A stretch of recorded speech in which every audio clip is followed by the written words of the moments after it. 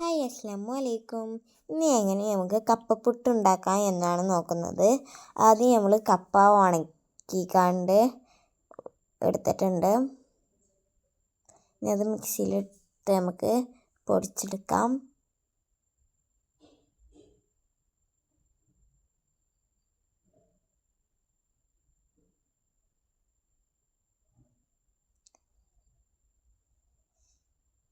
നമുക്ക് കപ്പ പൊടിച്ചൊന്ന് തരിച്ചെടുക്കാം.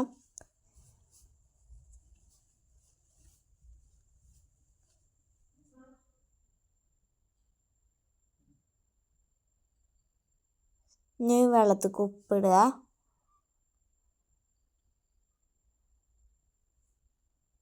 അതൊന്ന് നല്ലോണം മിക്സാക്കി കൊടുക്കുക. എന്നിട്ട് ആ വെള്ളം നമ്മളെ ഈ കപ്പ ഉണക്കി പൊടിച്ചതിലേക്ക് വേർന്നിട്ട് ഒന്ന് മിക്സ് ചെയ്ത് കൊടുക്കുക.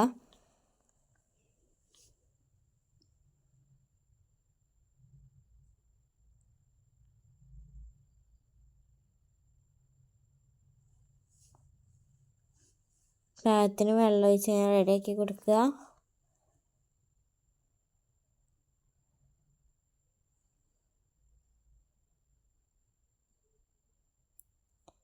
മിക്സാക്കി എടുത്തിട്ടുണ്ട്. ഇനി നമുക്ക് തേങ്ങ ഒന്ന് ചിരകി കൊടുക്കുക. എന്നിട്ട് ഒരു പാത്രം എടുത്ത് തീമത്ത് വെള്ളം ഒഴിച്ചിട്ടുണ്ട്. വെള്ളം തിളച്ച് വന്നിട്ടുണ്ട്.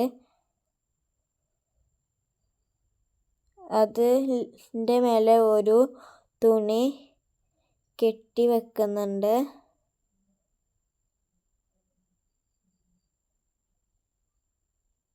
ഒരു കയർ വെച്ച് കെട്ടി വെക്കുക കേട്ടോ. തുണിയുടെ മേലെ കൂടെ പുക വരുന്നുണ്ട്. ഇനി നമുക്ക് തേങ്ങ ചിരകിയതെടുക്കുന്നുണ്ട്. ഇനി ആ ശീലിൻ്റെ മേലെ കൂടെ നമ്മളെ തേങ്ങ ഇട്ട് കൊടുക്കുകയാണ്. ഞാൻ അതിൻ്റെ മേലെ കപ്പ ഉണക്കി പൊടിച്ചതും വെള്ളം ചേർത്ത് മിക്സാക്കിയത് ഇട്ട് കൊടുക്കുകയാണ്.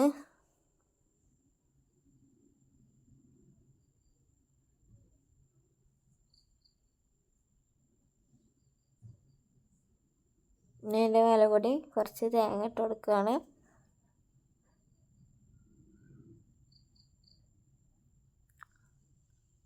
ഇനി അതൊന്ന് ഒരു പാത്രം വെച്ച് അടച്ച് കൊടുക്കുകയാണ്.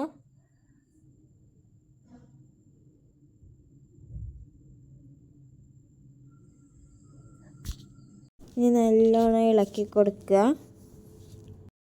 നല്ലപോലെ ഇങ്ങനെ ഇളക്കി കൊടുക്കണം കേട്ടോ.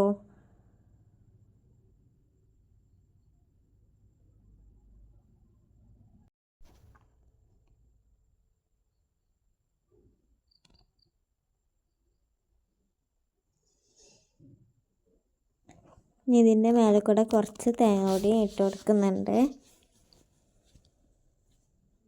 ഇനി ഒന്നുകൂടി അടച്ച് വെക്കുക. എന്നിട്ട് ഒന്നുകൂടി ഇളക്കുക.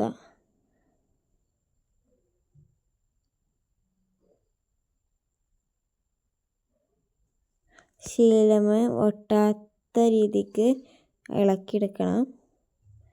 അപ്പോൾ നമ്മൾ അടിപൊളി കപ്പപ്പുട്ട് റെഡി ആയിട്ടുണ്ട്. നമുക്കൊരു പാത്രത്തിലേക്ക് മാറ്റാം.